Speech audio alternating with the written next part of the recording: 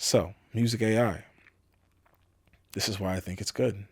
It's allowing creators of music to do what they want to do from beginning to end. What's going on, people? This is 1166 Podcast, and I'm your host, BLKZEN Black Zen. This is the first ever 360 VR podcast. If you love what we do, please like, subscribe, comment, leave 5-star reviews, everything. Without further ado, let's get to the content. What's going on, people? This is 1166 Podcast, and I am your host, BLKZEN Black Zen. And today we are on episode 15. I missed out last week. I had a vacay in Antigua, but I am back, and I thought what better way to come back than by just having some one-on-one time. I realized that I never really just sat down and spoke with the camera by itself, and I figured episode 15 would be a nice time to start. I've had a lot of great people on so far. I'm going to have way more. I'm going to have some friends from before these episodes. Oh, gems. But I wanted to start off by talking about what I learned from episodes 1 to 14. I learned, well, one of the biggest lessons I've learned is that 360 podcasting uses a lot of data. This 360 VR podcast thing costs, I'm going to describe the cost in space, like 50 megabytes, 50 gigabytes, right? Each episode runs me about 200-ish gigabytes. It's a lot. 100 to 200 gigabytes. And I'm learning different ways to optimize it. I've doubled or tripled like my optimization of editing and whatnot. It's taking me like fractions of the time it used to edit these. I'm getting new ideas, new formats. I'm able to use graphics in these episodes now, and I'm learning a lot. Every episode I'm learning bit by bit. I can already tell eventually when 360 cameras get better for this podcast, I'm gonna end up swapping that out. You know what I mean? I'm also going to just start calling this a VR podcast. I think it's easier to conceptualize for people because in this case, this is a VR podcast because this is optimized for virtual reality, right? But it's using 360 tech to do so. So I think I need to start saying the first VR podcast, you know? Yeah, first VR 360 podcaster. And there's a lot of room for growth, but I will say that I'm covering a lot of ground and I'm loving it. I'm loving it, loving it. When I show people and it clicks, it gets them and they're like, oh my God. And then like they realize what's happening when they're watching. I love that reaction. And yeah, that's how I've been building out the people who are interested in this. Music updates for me. That's the next thing. I'm working on my second audio film, but I'm also working on an EP for y'all. I've been making a lot of music. The last release that I've had, like official release of Black Zen solo music particularly, is October of 2022. So I'm looking forward to dropping a new EP. I'm not gonna give y'all another single yet. I just gotta give an EP at least before I drop the next audio film. I've been working on so many other songs. Like between October and now, I've worked on at least like 110, 115 songs. Maybe more than that, honestly. But yeah, I need to put something for y'all. And this new EP, it's gonna be a higher quality. It's taking me less time to do things. What I'm really excited for. I'm able to cram more within time and still have it optimal, as if my previous not previous attempts, previous iterations of my music. So I'm excited about that. My process is just, it's becoming more and more fluid for me. I don't want to delve too much into that, but just know your boy's working on some placement stuff. Your boy's working on some new music for you. Of course, I'm doing Japanese music. Oh my Lord. You'll see. But I'm loving this musical journey. Be prepared to hear a lot more from me, a lot new for me. Yeah. without further ado, let's get to the next thing, and that's going to be an AI story. We're going to do Beethoven, Jimi Hendrix, and Einstein sharing a little joint and talking about music AI in 2023. So I'm going to pull that up. I was thinking about this like not too long ago, and I was like, I need to do something, some kind of AI story, and I figured this would be pretty cool since I am giving y'all music updates. I want this to be about music this episode. Let me open up a new instance. Chat.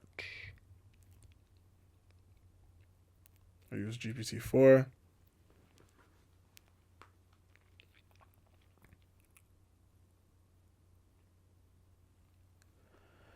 Make up a story featuring Beethoven, comma. Oh, fuck, it's in Spanish.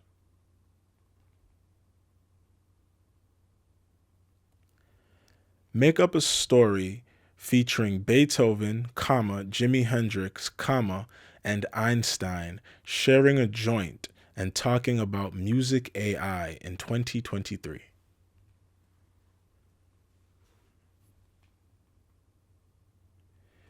Make up a story featuring Beethoven, comma, Jimi Hendrix, and Einstein sharing a joint and talking about music AI in 2023.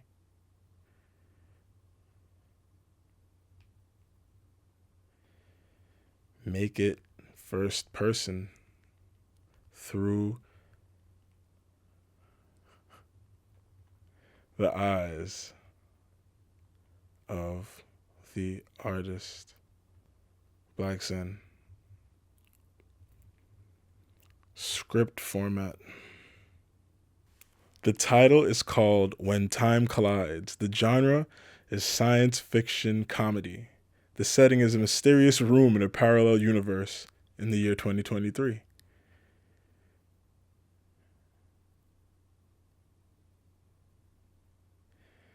So it's going to be a story through my eyes.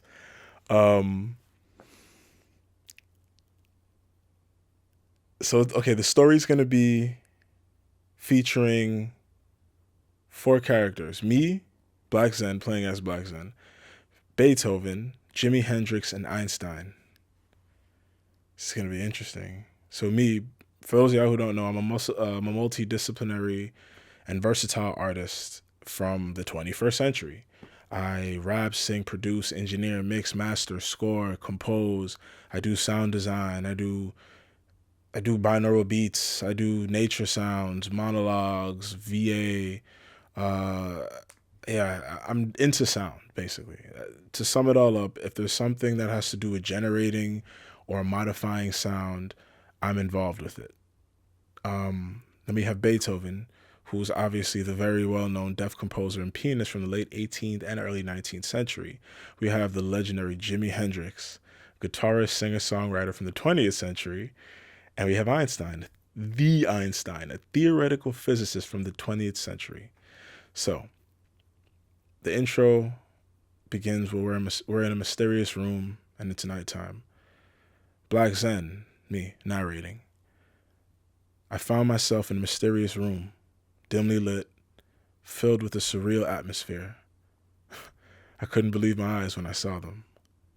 Beethoven, Jimi Hendrix, and Einstein. So, Beethoven, passing a joint to Jimi Hendrix. Ah, the beauty of music. It transcends time and space. Jimi Hendrix taking the joint. You got that right, man. It's like a bridge between worlds.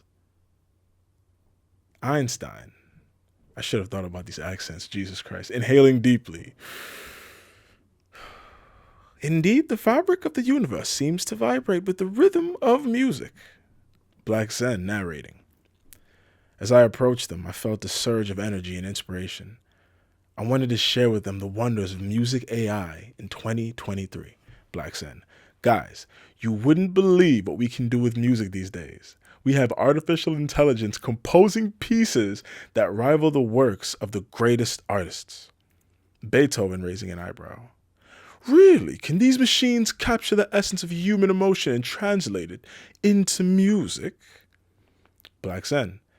In many ways, yes. They can analyze patterns and styles and create new compositions that people genuinely enjoy. But it's still a tool, not a replacement for human creativity. Jimi Hendrix. Jimi Hendrix puffing on the joint. Sounds wild, man, but can they shred like me? Black Zen. Well, they can simulate your style, but there's something about the human touch that it can't replace.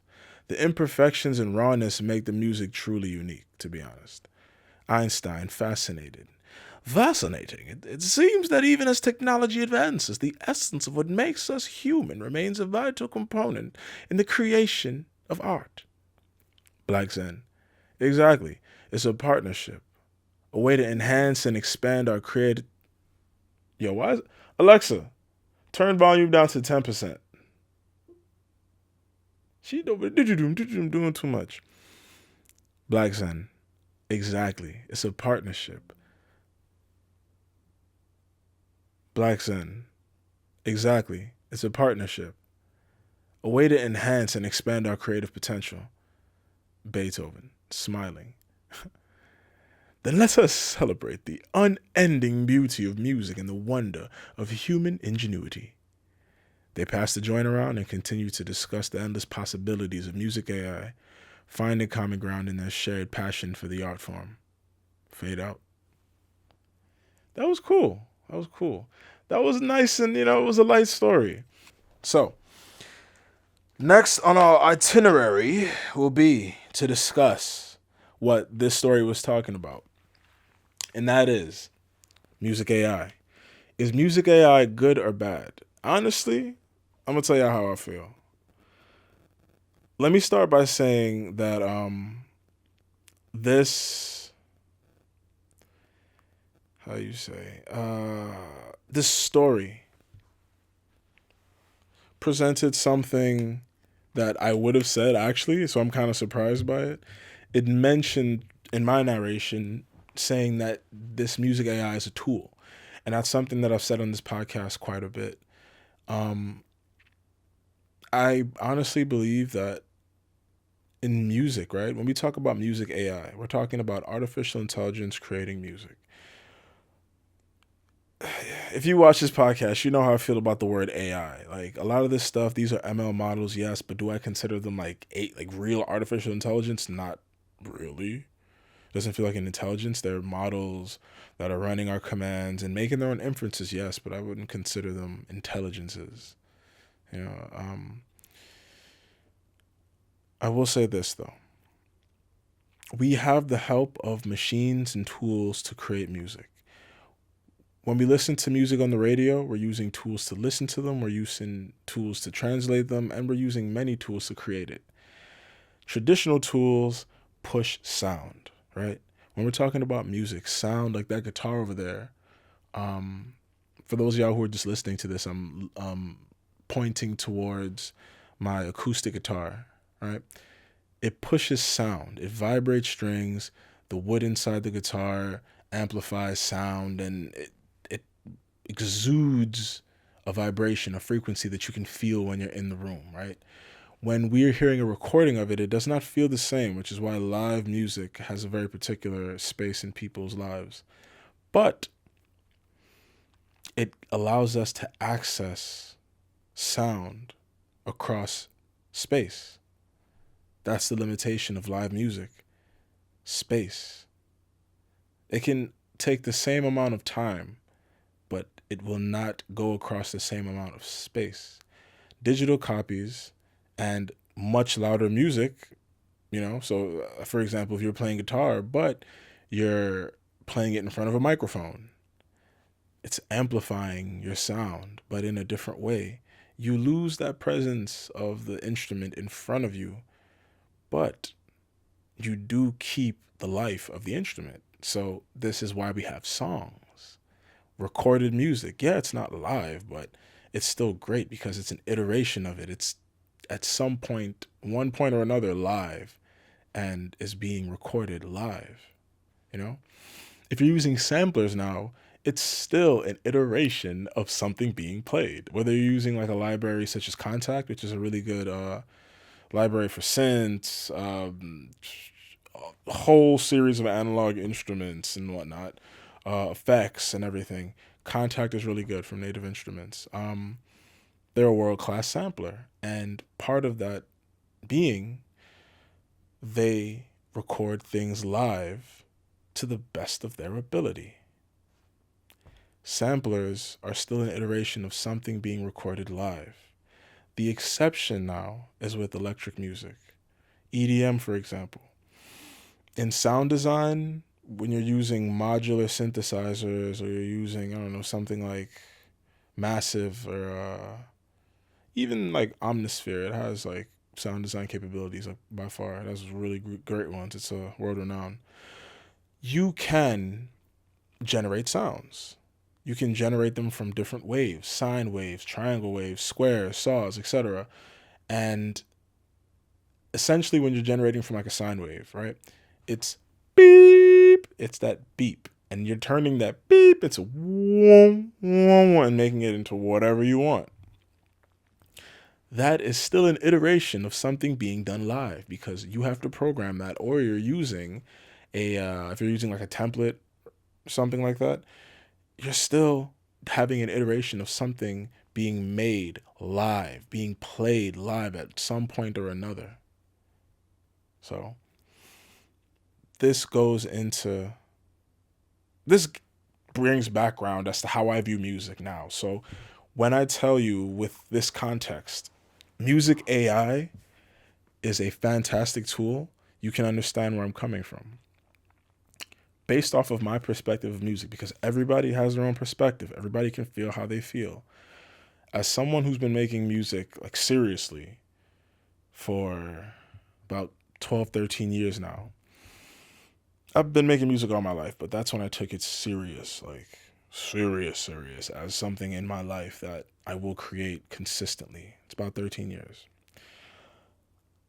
I've gone through many tools. I've seen tools that I've used from way back evolve. For example, FL Studio, that's the DAW, Digital Audio Workshop, or DAW for short, that I use. It's fantastic. I love it. They've gotten way more features since FL 7 and 8.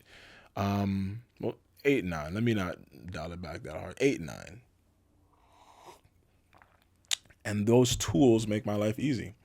Those tools allow me to create more. Those tools remove some of the tedious nature of me doing steps such as mixing, creating drum loops and whatnot. Yeah, the tools are there. Technology is there. Technology is our greatest tool, right?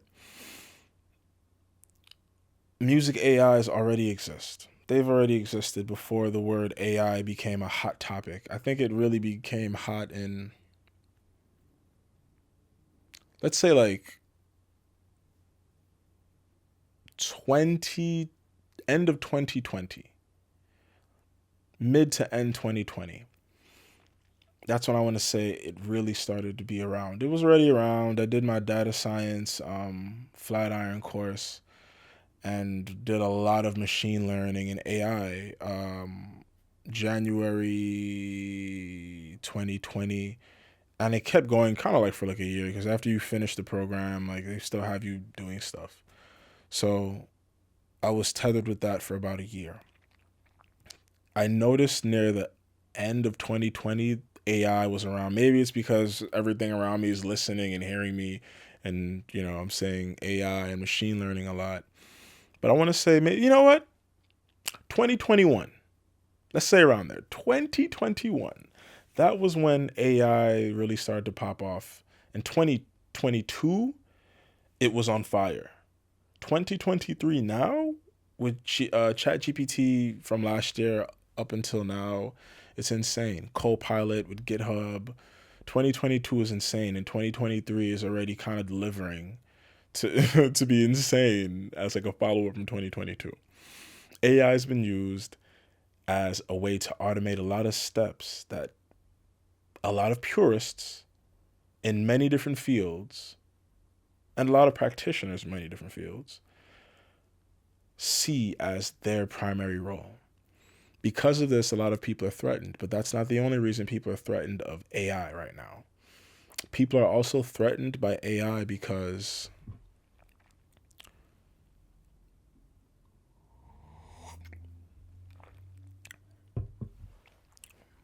of what people are always afraid of, the unknown.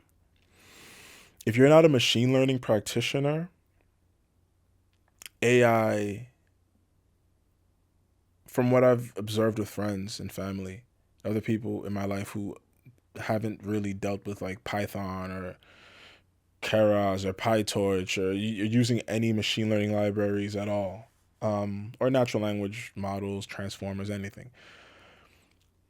It's almost like for lack of better words, a black box. It's just a thing and it works. It's somehow wired up and you can speak to it. It can generate its own inferences. It's crazy. And when the inferences have accuracy and precision, now it's basically magic. It's like, whoa, this is insane. Some people look at it like magic. Some people just look at it like something that we got to, right? If you don't understand this thing for what it is, actually, you may ask yourself a question, which I've heard a lot. Does this have consciousness? The answer right now is no. Machine learning models do not have consciousness. I personally think that in our society right now, we're nowhere close to understand what consciousness is, let alone apply it to a machine. I don't think we're close enough to stumble into consciousness into machines, even if we don't understand it. Granted, we could create things that we just don't understand. We got lucky, or we dabbled and something happened. Right? This is how LSD was made. Somebody was making one thing, accidentally made another, and it has tremendous effect on society because of it. I think that we are close to potentially stumbling into a consciousness, creating a consciousness on a small scale. Maybe some scientists around the world, some sickos who don't really, not say sickos, some people who don't really have the feeling of being deterred from dealing with humans as much as mainstream society and mainstream science does. For example, we look at Full Metal Alchemist. You see a homunculi, you see fused humans and whatnot. Who knows? There may be scientists who can revive a body that's lost its consciousness, somebody who's passed but has a functioning body. We don't know. I think that we're getting close in time for somebody to do something along that end. But if we look at the other side of the spectrum, we may gain insight into consciousness through different human trials of cybernetics and whatnot. We're going to need to understand the mind more. And in turn, I believe that we may find something that reasons and brings rationale into why the human body is the way it is. Why does the brain work the way it works? Why do we have things such as a heart that pumps and never stops, really? It slows down sometimes, but for the course of your life, it keeps going and going and going and going for decades. That's like, it's different. I think that we will get a better understanding of these kind of questions now because of the accelerated rate of AI and machine learning. It allows us to accelerate our questions. It allows us to accelerate our answers. And if we're going with the philosophy of failing forward to achieve progress, these things will allow us to fail faster and fail forward. So this, by nature, will accelerate our understanding of everything. And then soon we're going to be dealing with quantum computers on a commercialized level and then on a user level. And that's going to be another thing to accelerate our questions and accelerate answers, accelerate possibilities, accelerate what can be done. Many things can be processed at once. So let me come back to the point of music AI. I broke down music for you and how I view music. And now I'm showing you my views on AI, right? So music AI right now, I'll also answer music AI in the future. But music AI right now, to me, honestly,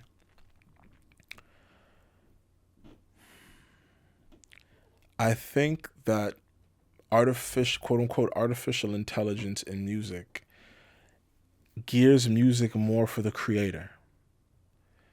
It does take away some significance from the technicians of music and the technicians of sound. The society we live in is gearing us for music creators to be their own technicians proficiently. I want to elaborate on that. I am an artist, but another person who does not create their own music, technically speaking, can be called an artist. The difference between us is that if I have an idea, I can execute it from beginning to end in an allotted time by myself and have that idea. I can even expand upon that idea. The other artist may have a few friends who share these different things within the same process. Automation, right, and artificial intelligence uses automation. These artificial intelligences for music, as well as all other artificial intelligences, bridge gaps. So one person can do these many jobs. So for somebody like me, where I'm doing many jobs, right? For somebody like me, automation is the name of the game. I already know what needs to be done. If I can automate these steps that I'm already going to take anyway, I'm already going to take these steps, but if I can make it easier for me to transition and switch, wear these different hats, I'm in heaven. For somebody like me, it's very good. For somebody who is, for example, I'll give you a really good example. Adobe has a particular software that cleans up audio. This software cleans up audio pretty well. Granted that you're tuning it for for a voice. This is a use case. You're tuning it for a voice. You're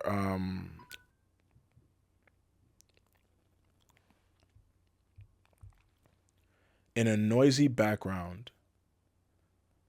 So you're recording your voice. You're in a noisy background, but this software can remove that background noise kind of fast based on how long your video is.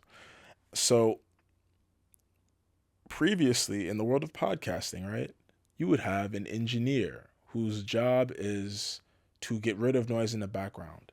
If you can have this software do that person's job, you can implement that and have somebody else do it. You cannot pay an extra salary. You can save yourself money. You can save yourself dealing with another person and just getting something from A to Z faster without introducing more middlemen, right? Getting closer to having the end product. That person will lose a job to AI, that technical job. Granted, all technical jobs cannot be taken. For example, a highly technical job would be surgery. You may have a machine do the physical cutting, but you'll still need the oversight of a surgeon. You'll still need the calls and the decisions to be made by surgeons, humans who have been trained rigorously to know what to do in these situations. That way, this human can understand the tool. For now, that is not taught. These robotics are not taught in medical schools, right? They're not taught, but eventually we will hit a point, eventually meaning really soon for me in this case, where doctors and many other professionals who in the past have not had a need to be involved with AI and robotics to then eventually have courses, have implementations and usages in labs of advanced AI technology in various situations, in healthcare situations, in dealing with people. I feel like this is going to happen with the police and all sorts of different things, right? AI has a lot of potential to take away many jobs, but it in it's kind of like balance. You gotta take to give. You have to give to take. In losing these technical jobs, we'll gain autonomy in people doing what they want to do, in brands and businesses doing what they want to do, in the user of the AI doing what they want to do and getting closer to the end product from A to Z faster and more efficiently with less with less need of technical humans. It's becoming the tool. It's becoming our quote unquote the tool, the thing, you know? Many scientists, many engineers, many people look at futurists as well, look at AI and robotics, artificial intelligence, general artificial intelligence as the greatest tool humankind will have made. Greatest meaning the most capable of destruction and the most capable of building and productivity, progression. So, music AI. This is why I think it's good. It's allowing creators of music to do what they want to do from beginning to end. Before the technicians in music, it can be threatening, and I can understand that.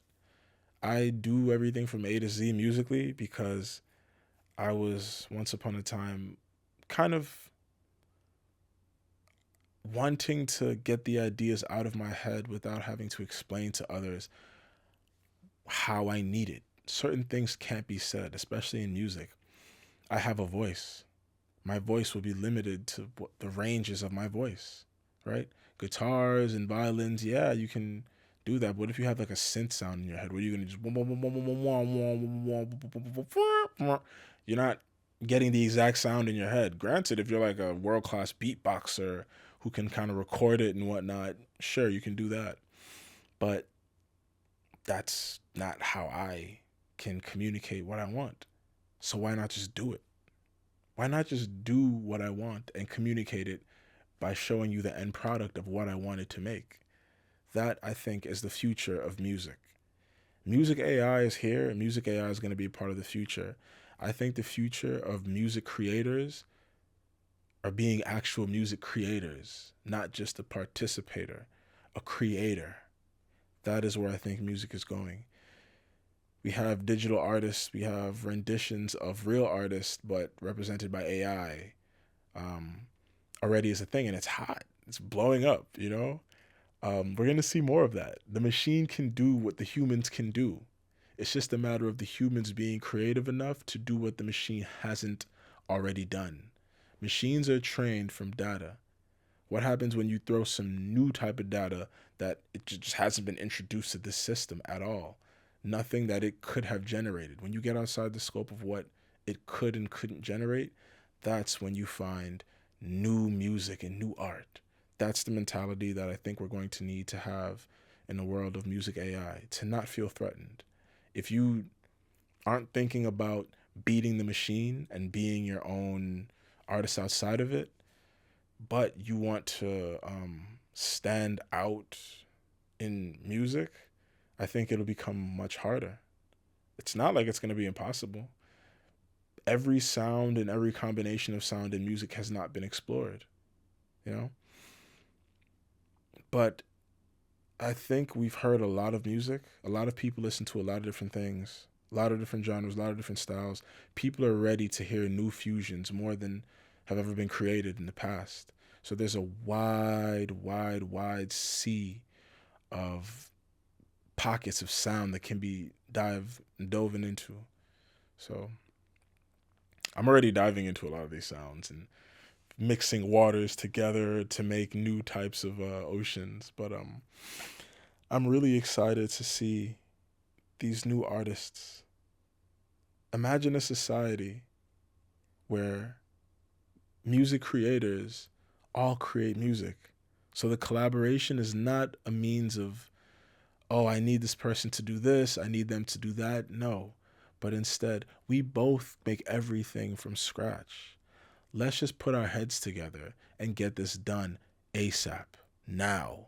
We both know all of the steps. We both execute all the steps. We both can do it in an allotted time frame and get it done.